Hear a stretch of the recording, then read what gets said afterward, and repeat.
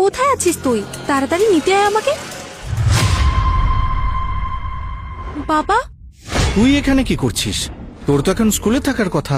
ওই বাবা, আমি না স্কুল বাঙ্ক করে আমার বন্ধুদের সঙ্গে মুভি দেখতে যাচ্ছিলাম। সরি বাবা। আরে কোনো ব্যাপার না সোনা, তুই একটা কাজ কর, স্কুলে না গিয়ে আমার সাথে চল ফিল্ম দেখতে। কিন্তু বাবা। আরে আয় আয়, আজ বাবা আর মেয়ে দুজনে একসাথে ফিল্ম দেখবো। এই টিকিটের টাকা হবে তো তোর কাছে? কারণ আমার কাছে যে টাকা ছিল তা দিয়ে বাড়ির রেশন আর তোর স্কুলের ফিস, তোর টিউশনের ফিস দিয়ে দিয়েছি। না বাবা, আমার কাছে তো টাকা নেই। ওই মুভি টিকিটের টাকাটাও আমার বন্ধুরাই দিত। ঠিক আছে, কোনো ব্যাপার না, তোর বাবা আছে তো, আগে টিকিটের টাকাটা জোগাড় করে ফেলি।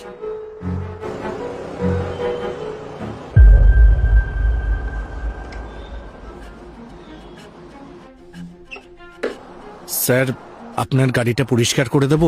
কি নোংরা হয়ে গেছে। বাবা, এসব কি বলছো তুমি? আরে টিকিটের টাকাটা জোগাড় করতে হবে তো। হ্যাঁ চাই, কিন্তু এবার শুধু দেখে যা। স্যার, পরিষ্কার করে দেবো, খুব ময়লা হয়ে গেছে। হ্যাঁ, করে দাও পরিষ্কার।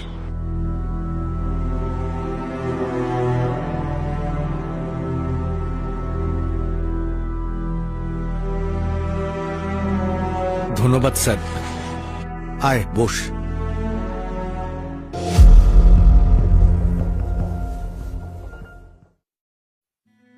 স্যার, আপনার জুতোটা পরিষ্কার করে দেবো? হ্যাঁ, নোংরা তো হয়েছে। আচ্ছা, করে দাও। আচ্ছা।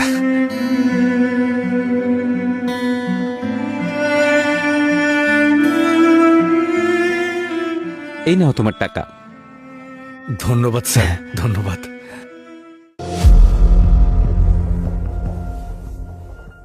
বাবা, এখানে এলে কেন?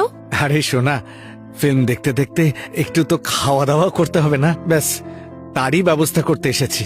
এই সামনের বাড়িতে নিশ্চয়ই কোনো রকম কাজ পেয়ে যাব। ঝাড়ু দেওয়া, বাসন মাজা, পরিষ্কার করা, এই যাব আর কাজটা করেই চলে আসব। কিছু তো টাকা পেয়ে যাব, তাই দিয়ে তোর পপকর্ন আর পিজার টাকা হয়ে যাবে। ব্যাস বাবা, আমি কোনো মুভি দেখতে চাই না। কেন, কি হলো? বাবা, এসব তুমি কি করছো? সোনা রে, লেখাপড়া তো করিনি যে কোনো ভালো কাজ পাবো।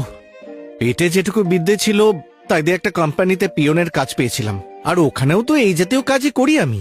কখনো সাহেবের জুতো পরিষ্কার করে দিই, কখনো গাড়ি পরিষ্কার করে দিই, ওনার পার্সোনাল বাথরুম পরিষ্কার করে দিই।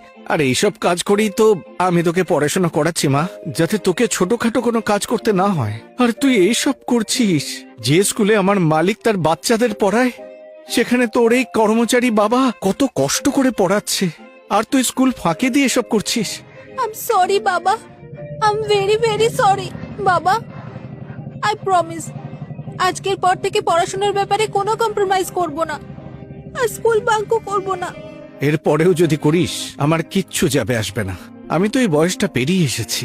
একটু হাসি ঠাট্টা স্কুলে পড়ার সময় সবাই করে, আমিও করতাম, কিন্তু আমি একটু বেশি করে ফেলেছিলাম, আর তার জন্যই আমি আজকে এখানে দাঁড়িয়ে আছি।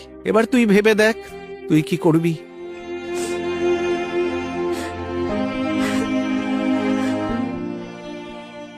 বন্ধুরা, বাবা মা নিজের সন্তানের ভবিষ্যৎ ভালো করার জন্য অনেক পরিশ্রম করেন, তাই ওদের পরিশ্রমের মর্যাদা দেওয়া উচিত আমাদের। আর যদি আপনার ভিডিওটা পছন্দ হয়ে থাকে তাহলে এটা আপনার ফ্যামিলি আর ফ্রেন্ডদের সঙ্গে শেয়ার করবেন, আর ভিডিওটা লাইক কমেন্ট করতে ভুলবেন না কিন্তু। Thank you.